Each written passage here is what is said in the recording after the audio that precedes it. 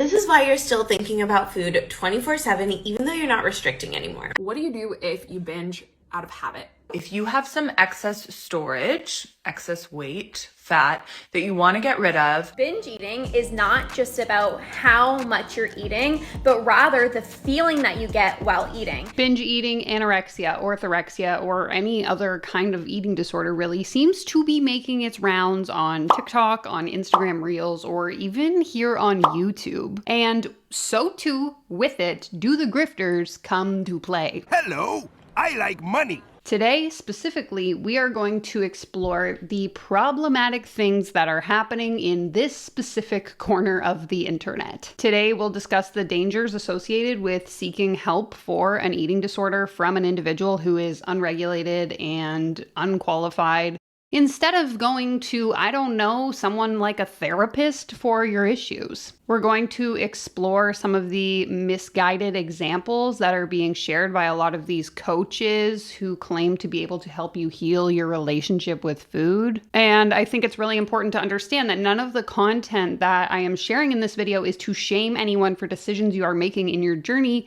in healing your relationship with food, so much as to just help raise awareness around the problematic behaviors and situations that are currently going on in this space. So what's up, friends? Welcome back to my channel. Hi if you're new here, hi if you're not. If you enjoy this content, be sure to give it a thumbs up. If you haven't already, subscribe to my channel. Shout out to my channel VIP members. I'm so excited to have you here. Now let's go ahead and jump right in. An eating disorder is considered a complex mental health condition characterized by abnormal eating habits, attitudes, and behaviors related to food and body weight. Individuals with eating disorders often experience intense and persistent distress about their body image and weight, leading to severe disturbances in their eating patterns. There are several different types of eating disorders, and each disorder has its own unique features. But ultimately, they all involve this preoccupation with food, with body image, with weight loss, and they often result in physical, emotional, and social consequences. According to reputable medical sources, millions of people worldwide suffer from anorexia, bulimia, and binge eating disorders. These conditions can have serious physical and psychological consequences if not adequately addressed. Thus, they require professional treatment and support. Failure to adequately address an eating disorder can impact one's overall health, including physical health, mental well-being, social functioning, and in some cases, even can result in death. It is my opinion, based on the information that I'm going to be sharing in this video, that eating disorders are not something to be taken lightly. And furthermore, should certainly not be seen as an opportunity by people who have overcome their eating disorder to then make a quick buck off other people who are still suffering. That being said, like the disclaimer said at the beginning of this video, if this content is very sensitive for you or triggers recollection of some of your own personal experiences, please do not watch this video. Your mental health is so much more important than any likes or comments that I'm going to receive in the algorithm. Just know that I appreciate you so much, but I think it is so important that you take care of yourself first, okay? Okay, now let's get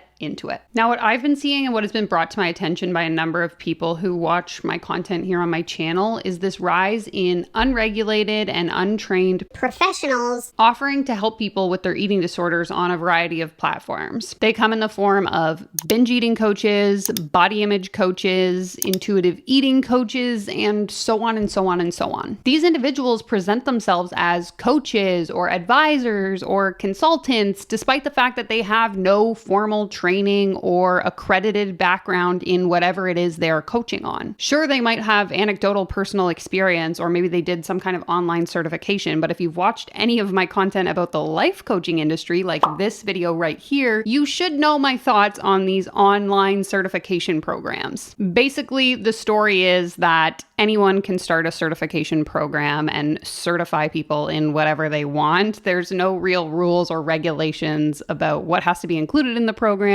or what qualifications you need in order to be teaching other people how to do that thing. And while I do think it's important to note that I personally don't believe that anyone who works in this industry probably has malicious intent, there are several inherent risks with people like this helping other people or trying to help other people overcome their disordered eating habits. It's just like we see in the coaching industry, whether it's life coaching, business coaching, spiritual coaching, or some other kind of coaching. I don't personally believe anyone goes into the coaching industry thinking, oh my God, I'm going to get so rich taking advantage of lots of people. These people who come into the space do so because they want to help other people. In fact, I would even go so far as to argue that having personal experience in a particular area is undoubtedly valuable. I think it allows you to provide personal insights, a sense of resilience, and a really deep understanding of a particular process. And again, I believe a lot of these people who are in the food coaching space actually have good intentions when they get into it. That being said, I've said this in many other videos, and I will probably continue to say it in every video from now until forever. Good intentions do not qualify you to teach on something. But we're going to get into that a little bit later. First, let's look at an example of the type of content that I'm talking about here. So this post reads, I work with brilliant people just like you who've succeeded in many areas of their lives and accomplished so many things. The only problem is this.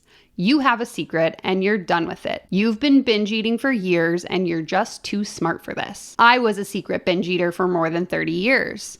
At times, I was up to 90 pounds overweight. I used every dollar I had and borrowed every penny I could to get better. I tried every conceivable treatment and have scars to prove it, literally. No, the lap band didn't do the trick. I begged my dentist to wire my mouth shut. Yes, I really did that. I even went back to university to try to figure it out, only to learn that for a substantial number of people, binge eating does not resolve with first-line treatment. Though I'd worked with cognitive therapists who helped me tremendously, I was still one of those people. In a crisis, I reached out to a life coach. It was a game-changing decision. Life coaching taught me that I had more power than I knew, and not the teeth-gritted, eyes-squeezed-shut willpower kind of power. Though I had that too and had tried to rely on that for many years. My binges ended. Now I help people like you and yours. Now, in my opinion, this post touches on a number of problematic concepts, and this is really just a huge red flag in general. But without getting into the specifics of this particular post, you can do so in the comments if you'd like. I thought it would be more productive for us to spend this time discussing what the dangers are associated with seeking help from someone who is unregulated. And this is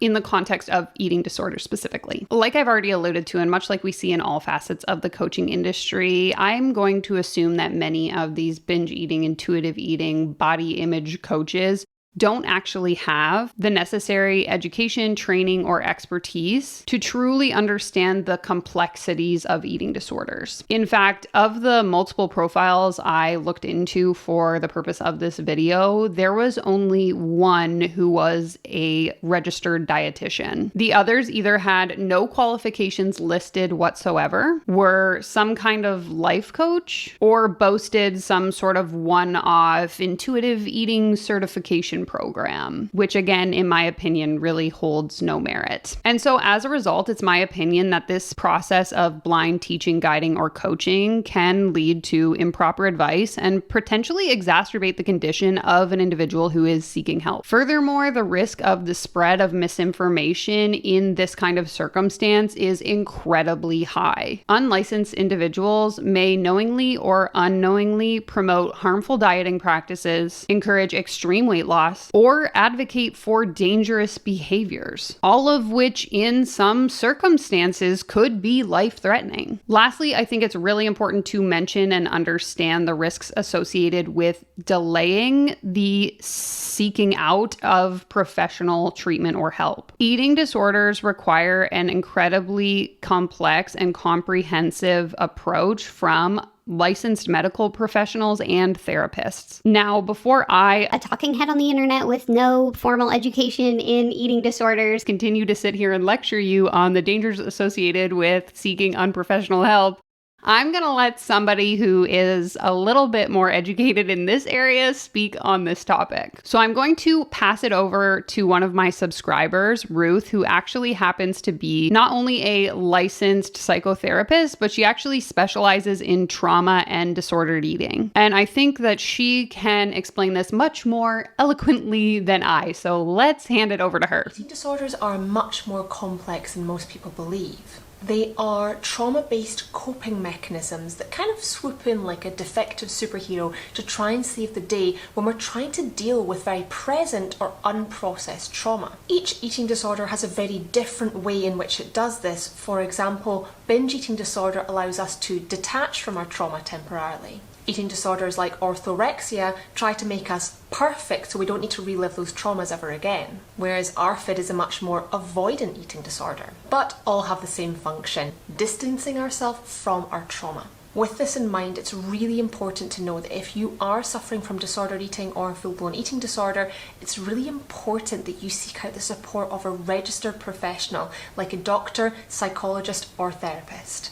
The reason for this is because as registered professionals, we are upheld to certain practices and standards ethically, and rightly so. Eating disorders, as we've discussed, are complex and can create chronic physical and mental health problems and can often be fatal.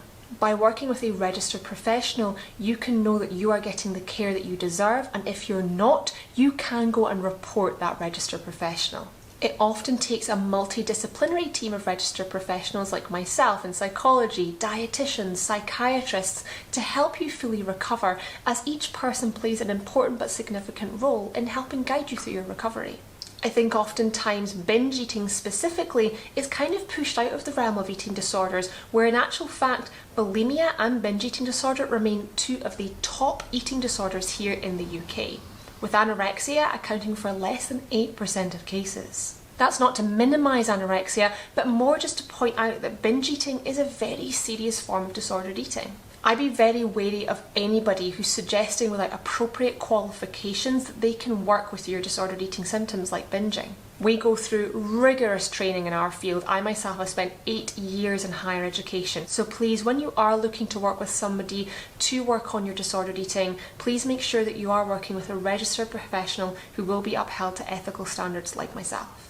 Now it's back to Danielle. I just want to say thank you so much to Ruth for her contributions on this video. I will have her profile, her website, and all other information linked down in the description of this video. Not only does working with a licensed professional aid you in ensuring you receive an accurate diagnosis and tailored treatment plan, but so too does it ensure that the treatment plan you receive is based on scientific evidence and not just someone's anecdotal personal experience. As I've mentioned numerous times throughout this video, eating disorders can cause severe health complications if not addressed appropriately. A licensed doctor and/or therapist can monitor and address these issues, ensuring a holistic treatment plan that focuses both on mental and physical well-being. Now, with all that being said and understood, hopefully, let's get into what some of this content actually looks like on the internet. And this isn't a personal attack at any of these individuals. I simply just want to create awareness around the dangerous rhetoric that could put vulnerable people into a position of being susceptible to fall for something that could be incredibly harmful to their well-being.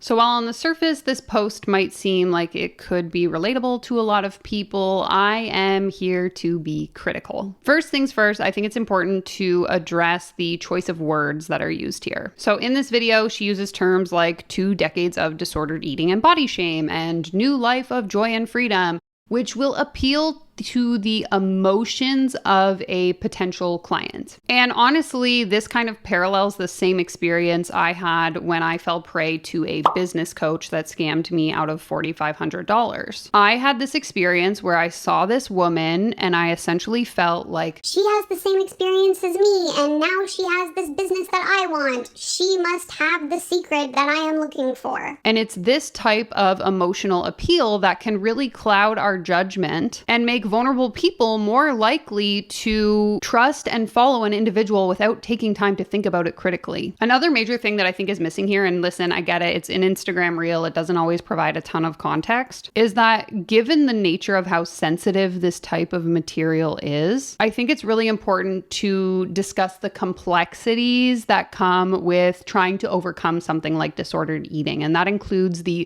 setbacks and the challenges that one might face on the journey. And I say this because I think that this post and pretty much any post like this make it sound so easy, and they sort of romanticize the journey of recovery, when the reality is that in most cases, overcoming something like an eating disorder is not going to be a simple process. And so failing to acknowledge these realities can give people this false sense of how simple the journey is going to be, which ultimately, in my opinion, I think could set people up for failure. I'm going to sound like a broken record at this point, but it is my opinion that individuals who are seeking help for disordered eating should prioritize evidence-based professional help from licensed therapists, doctors, and nutritionists, not just someone who claims to have done it themselves. Making informed decisions about one's mental or physical well-being requires careful consideration of the methodologies, qualifications, and potential risks associated with doing so. Now, let's watch the next video.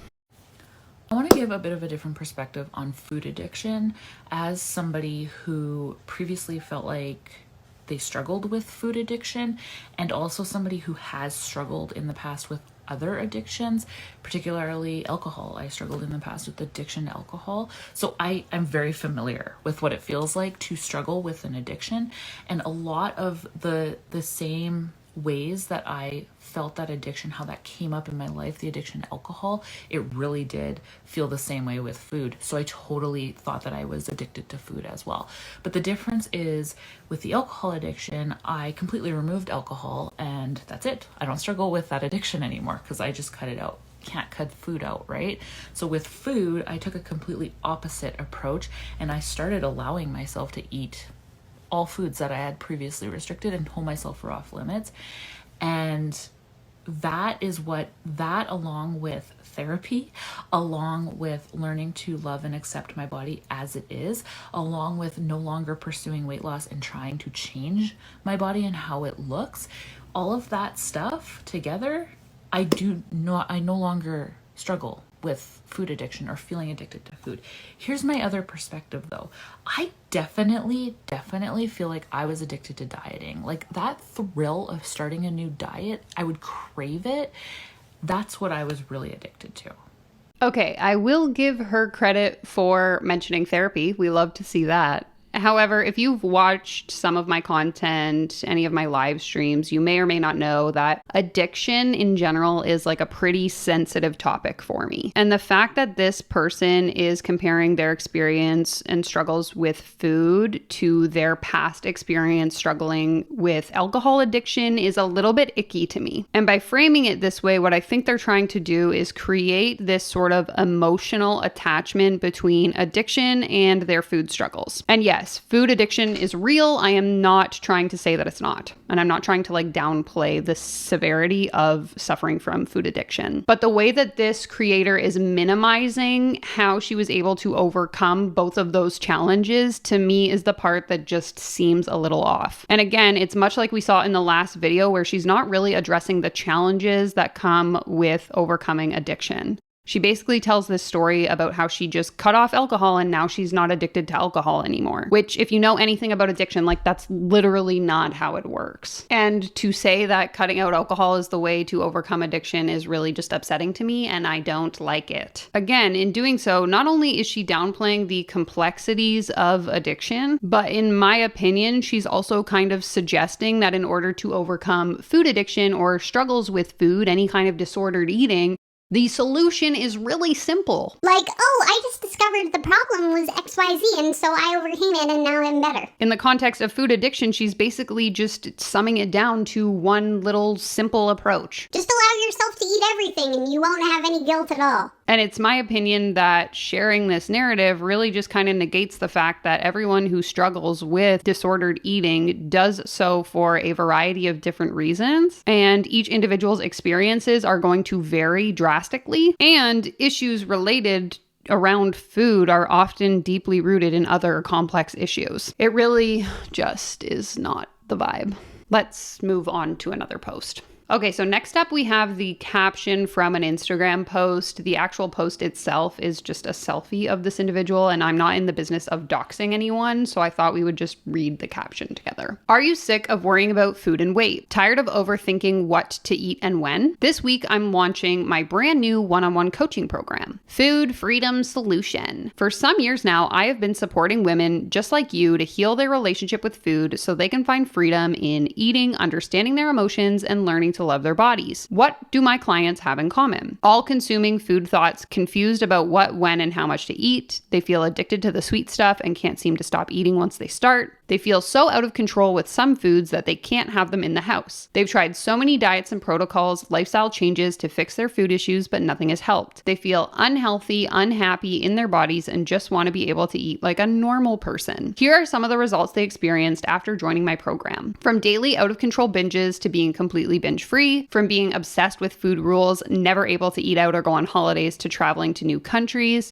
trying all the foods while enjoying time with their kids and family, from eating, feeling overwhelmed and complicated, to feeling completely at ease and relaxed around all foods, from not trusting themselves with having sweets at home to being the person who can eat half a cake and then walk away, from hating their bodies, terrified to be intimate with their partner, to feeling confident, accepting their bodies, and a deeper connection in the relationship. When you join the Food Freedom Solution, you get a proven plan of action. So you're empowered to make food choices without restriction or self-judgment. You receive a customized roadmap tailored specifically to you, your situation, and your needs. Hands-on one-on-one support. You won't be one of many to hold you accountable and on track to reach your food and body goals. I will show you exactly how to get from out of control eating to trusting your body to making food choices that feel good without judging yourself. Get a very special offer in the comments below. Okay, so obviously this post is introducing her new coaching program, Food Freedom Solution. To me, this implies that the program offers a very simple solution, again, to a much more complex issue. And it is potentially going to lead very vulnerable people into believing that the answers they are looking for are in some sort of 5-step proven process. Again, giving people a false sense of hope and security that the solution to their problem is very easy. And again, it's the same thing we see in the business coaching and MLM space. Learn how to build 6-figure businesses in less than 6 months. 7 secrets to a 7-figure network marketing success. The radical mindset shift that helped me build a multi-6-figure business during a time of scarcity.